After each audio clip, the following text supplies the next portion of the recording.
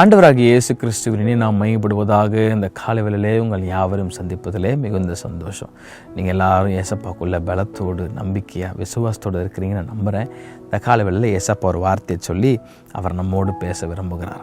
இந்த எபிசோட்ஸ் ஃபுல்லாகவே நான் நினைக்கிறேன் ரோமன்ஸும் எபேசியர் மூலமாக ஏசப்பா பேசிகிட்டு இருக்கிறார். முதல்ல இதெல்லாம் ஆவியானவர் ஏன் கூட பேசினார். ஆமாம், இதெல்லாம் நான் ஆஸ்வதிக்கப்பட்டனால இன்றைக்கி உங்களுக்கு முன்னாடி இந்த காரியத்தை நான் சொல்லிகிட்டு இருக்கிறேன்.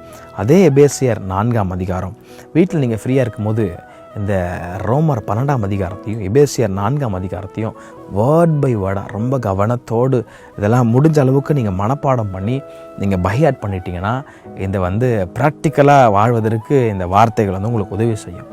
ஆமாம், அப்படி தான் நான் ப்ராக்டிஸ் பண்ணிகிட்ருக்கிறேன். இன்றைக்கி ஒரு வசனத்தை சொல்லி ஏசப்பா நம்மளை ப்ளஸ் பண்ண விரும்புகிறாங்க. என்னென்னா எபேசியர் 4ஆம் அதிகாரம் 26வது வசனம்.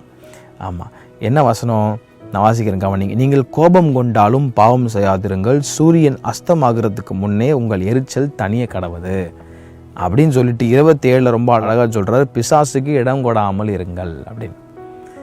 ஏசப்பா விரும்புகிறார் நம்ம சமாதானமாக இருக்கணும். கூடுமன்னால் யாவரோடும் சமாதானம் பண்ணுங்க.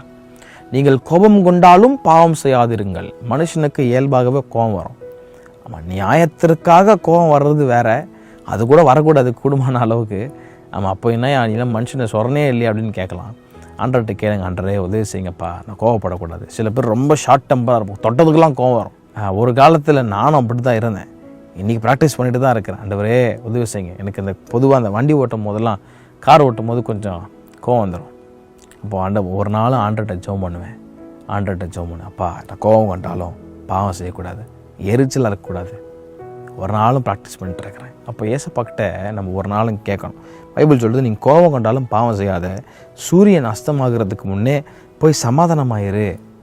கணவன் மனைவி சண்டை போடுறீங்க, பிள்ளைகள் சண்டை போடுறீங்கன்னா அந்த கோபத்தை அடுத்த நாள் வரைக்கும் ப்ரொலாங் பண்ண விடாத. அன்றைக்கே சூரியன் அஸ்தமாகிறதுக்கு முன்னே போய் சமாதானமாயிரு குடும்பத்தோடு அப்படின்னு சொல்கிறார்.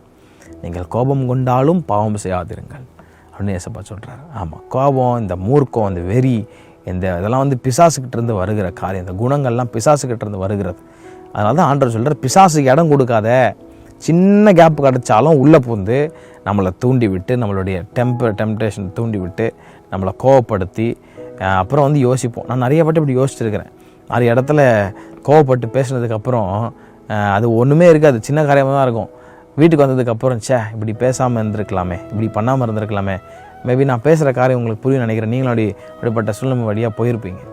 ஆமாம், அப்போது நம்ம கோவப்படுறதுக்கு முன்னாடி, வார்த்தைகளை விடுறதுக்கு முன்னாடி ஒரு 2 நிமிஷம் கொஞ்சம் நிதானமாக யோசித்து, இங்கே பேசலாமா, தேவையா, இங்கே ரியாக்ட் பண்ணலாமா அப்படின்னு கொஞ்சம் கவனமாக ஏசப்பா எனக்கு ஞானம் தாங்க ஆண்டவரேன்னு நம்ம சொல்லும் போது ஏசப்பா நம்மளை நடத்த போதுமானவராக இருக்கிறார். ஆமாம், நியாயத்திற்காக கோவப்படுறது வேறு, ஏசப்பாடு விரும்ப மாட்டார்.